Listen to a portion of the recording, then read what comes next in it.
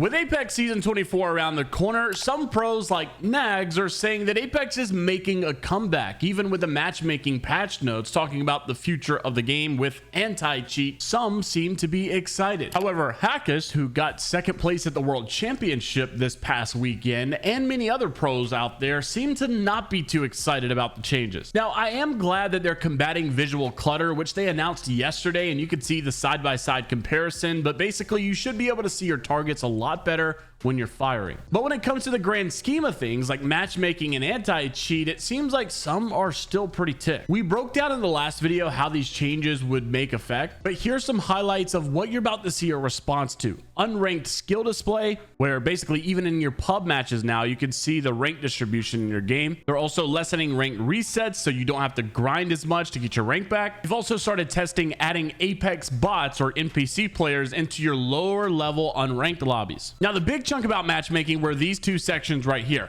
preferential matchmaking, solos versus pre-mades, and queue time adjustments. They say specifically a desire for pre-mades to play only against pre-mades and solos to only play against solos is something we frequently have heard, but a full splitting of the queues isn't a possibility that we're going to pursue in the near future. We need to keep pre-made squads and solo queuing players together to maintain healthy queue populations to ensure that matchmaking quality isn't being compromised. It's worth calling out that there would be a significant impact to queue times in order for this to change to be felt by players and reach a level of desired impact. But with that in mind, we're going to run a lot of testing to understand the impact of adding preferential matchmaking criteria based on pre-made versus solo. The goal of this is for the matchmaking system to take into consideration pre-made versus solo queuers and attempt to match them together as much as possible within the acceptable level of impact to queue times and skill width. We're looking into digging into what is possible and feasible with this, as it's one of the most requested matchmaking changes. They also talk about queue time adjustments, saying at the start of From the Rift, we adjusted how much time matchmaking takes to expand the search differently for skilled players in both unranked and ranked BR matches. While this did increase wait times, it had the desired positive effect of making matches tighter overall, meaning more encounters with like skilled players. So it's like they're admitting firsthand that like when you make queue times longer so that you get better matchmaking, the matches feel better. Oh, who would have thought? And this is where Hackus gets really upset. He goes on a massive thread to basically pick apart these patch notes to say, while they're promising that they hear us and while they're promising that they're going to make changes, they keep giving some lousy excuses as to why they can't do some of the things that we have suggested, because we've already proposed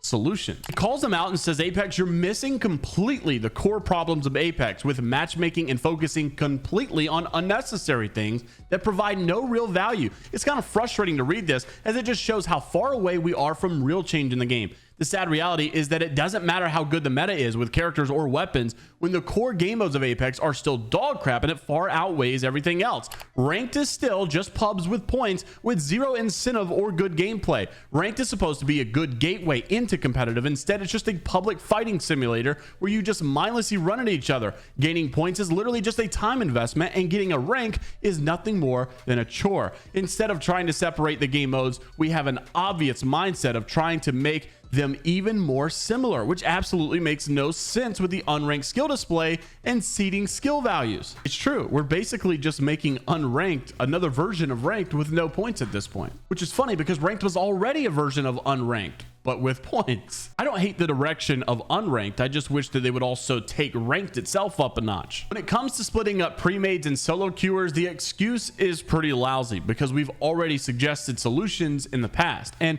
whether or not they think the solutions are good enough is besides the point here, because the problem is that they don't even acknowledge these solutions. They just say that we'll try to look at other solutions. He says this part is the one that frustrates me the most. Sure, separating the queues for pubs isn't necessary if the matchmaking can do it anyway, since it is a system that doesn't offer any rewards. But trying to separate solo queuers from 3 stacks within the same rank leaderboard and letting them climb together seems even less rewarding and makes absolutely no sense for competitive integrity. We are again just making ranked more like pubs. You need to add solo queue rank to the game. Last time I even suggested that we mix console and PC in order to maintain healthy queue populations and ensure that the matchmaking quality isn't compromised. Literally your words. And many of you may be thinking what the top comment here said, that that 99% of console players will quit the game if they were forced to play with PC players, but I completely disagree for two reasons. One is I think 99% is a very obvious exaggeration. Maybe 10 or 20% would get frustrated and throw their hands up and quit. Truthfully, I think a lot of people wouldn't even notice. For one, I used to think console golds were a lot worse than PC golds until I switched to console and tried playing, and those guys are way better than PC golds. I think console players would actually like the ranked integration. Oh, but cheaters. Yeah, but when you're a low level, cheaters are not going to be as big of a problem. And on top of that, PC players had already found a way in the past to get into console lobbies, so nothing new. Also, you can add this setting to automatically opt them into the same lobbies, but let them take it off if they want to. At least 50% may leave it on. With how big the console base is, that would still help queue times a ton. Boom, multiple options already presented. I don't understand why we need to go back and say, well, we'll look and see if there's a way we can fix this. Like, bro, we've suggested this stuff long ago. This specific pro player, Hackis, says with the direction of Apex and the declining player base that it's had, this will most likely be forced in the near future anyway to find games, so why not start early